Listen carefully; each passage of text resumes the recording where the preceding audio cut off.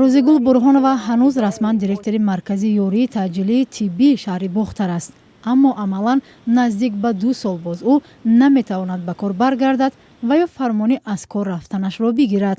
ҳозир дар маркази ёрии таъҷилӣ сеюм директор кор кардааст, не ки мара не ай вазифа озод кардан, не ба ягон кор таъмин кардан, не кори пешинама мисол овардан додан, мабо дар ҳаво кашоб.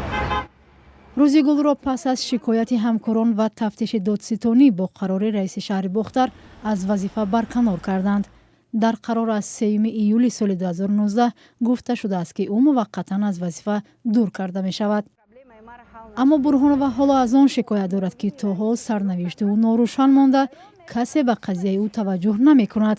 як сабаб ҳам ба гуфтаи ӯ ин аст ки раиси собиқи шаҳр ки нисбати ӯ чунин тасмим гирифта буд, аз вазифа барканор шуд ва бо омадани раҳбари нав қазияи ӯ ҳам муаллақ монд. муовинаш бо мара гуфтад ки нами дар дафтарча навистам, раис ки омад, ман медром мефаҳмонам шуморо файрод мекунем, то ҳозира ҳеч ка мара файрод намекунад, то ҳозира кори мара ҳеч ка ҳал накардааст.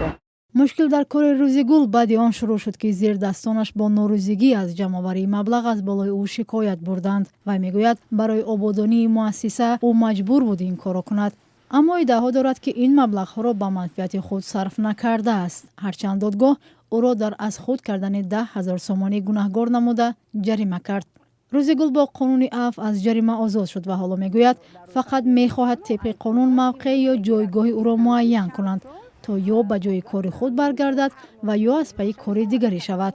ман кор буромада наметавонам ки ҳама одамое ки дафтарчаи меҳнатима бинанд дар ҳамуҷа навистагие ки директори маркази ёрии таъҷилии тиббӣ. дар ҳамин ҳол ҳамкорони собиқи Рӯзигул аз суҳбат бо хабарнигорон худдорӣ карданд. дар ҳукумати шаҳри Бухтар зимни тамоси телефонӣ ба радиозодӣ гуфтанд аз ин қазия чанд сол гузаштааст ва дар ин муддат аксари роҳбарон иваз шуданд.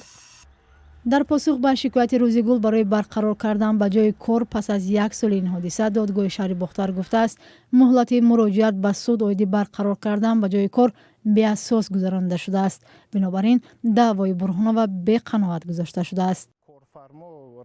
ҳуқуқшиносон ҳам бар инанд ки агар зан барои дифоъ аз ҳуқуқи худ сари вақт чораандешӣ мекард, шояд кор ранги дигар мегирифт. муваққатан аз кор дур кардан ин яке аз чораҳои пешгирӣ мебошад дар чорчӯбаи парвандаи ҷиноятӣ ва ин чораи муваққатӣ мебошад ва дар ҳоле ки аллакай ҳукми суд баъде ки ҳукми суд мебарояд то ин шахс аз ҳуқуқи ишғол намудани мансабҳои муайян маҳрум карда намешавад, ин шахс бояд ба корфармои худ муроҷиат кунад ва хабар расонад ки нисбаташ ҳукм баровардашудагӣ ва дар ҷои кори пештараш барқарор карда шавад.